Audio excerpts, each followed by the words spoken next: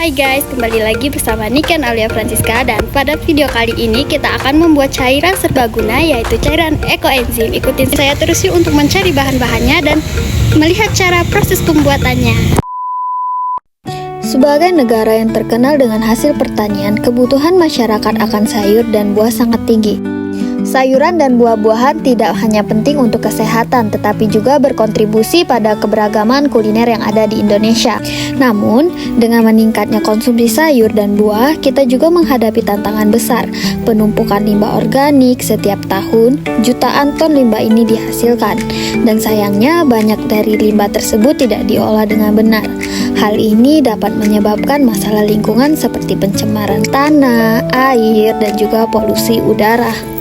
Sebagai generasi muda dan warga bumi, kita memiliki tanggung jawab untuk berkontribusi dalam mengurangi limbah, terutama limbah organik. Dengan kesadaran dan tindakan bersama, kita dapat menciptakan lingkungan yang lebih bersih dan sehat. Oleh karena itu, mari kita dukung pengelolaan limbah yang baik dan memanfaatkan potensi sumber daya yang ada di sekitar kita. Salah satu cara efektif yang dapat kita lakukan adalah dengan membuat ekoenzim. Ekoenzim atau juga dikenal sebagai ramuan 3 magic adalah cairan serbaguna hasil fermentasi dari campuran limbah buah-buahan, sayuran, dan gula yang diolah secara alami. Melalui proses fermentasi ini melibatkan mikroorganisme seperti bakteri asam laktat dan ragi. Hasilnya adalah cairan yang kaya akan enzim dan nutrisi yang bermanfaat untuk berbagai aplikasi, mulai dari kebutuhan rumah tangga, pertanian, hingga lingkungan. Hai guys, kemarin kan kita udah mencari alat dan bahan pembuatan ekoenzim. Nah, alat dan bahannya itu apa aja sih? Yang pertama ada kulit buah dan limbah sayuran.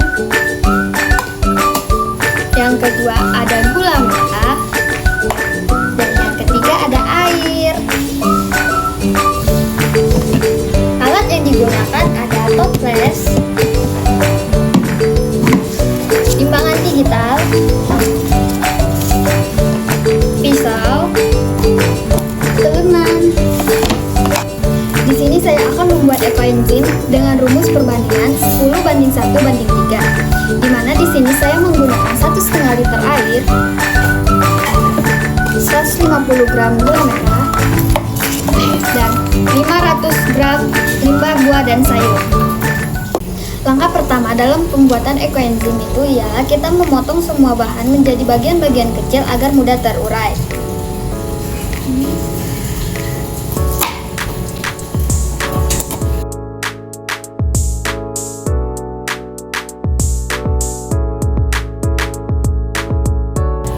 Tahap selanjutnya sebelum pencampuran yaitu kita memastikan timbangan semua bahan itu pas sesuai dengan takaran.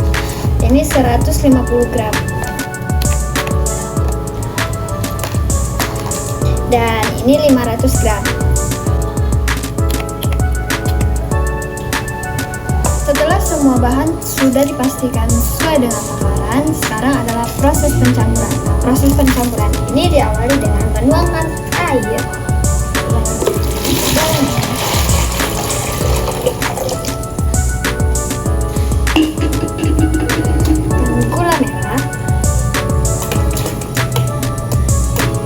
disclaimer, ini mengaduknya boleh menggunakan pengaduk khusus, tapi di sini saya menggunakan tangan.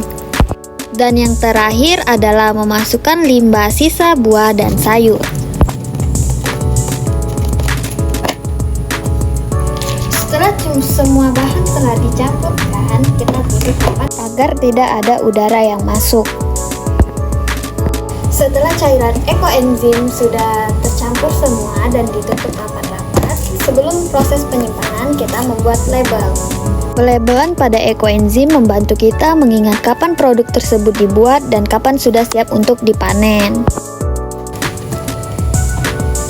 Selanjutnya cairan ekoenzim siap disimpan di tempat yang terhindar dari sinar matahari secara langsung dan bersirkulasi udara yang baik.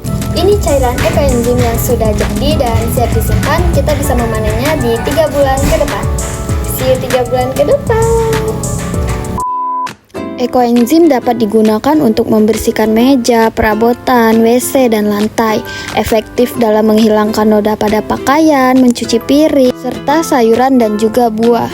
Ampuh dalam mengatasi jamur di daerah yang lembab, menyegarkan udara, dan menetralkan bau di tempat sampah serta lemari es. Bisa juga digunakan untuk deodoran, sampo, dan lain-lain. Contoh pengaplikasian ekoenzim untuk lingkungan adalah penuangan ekoenzim di Danau Batur, Bali yang pada tanggal 31 Mei 2023 mencatat rekor muri. Tujuannya adalah untuk mengurangi polusi, memulihkan ekosistem air, dan meningkatkan kesadaran masyarakat akan pentingnya menjaga lingkungan.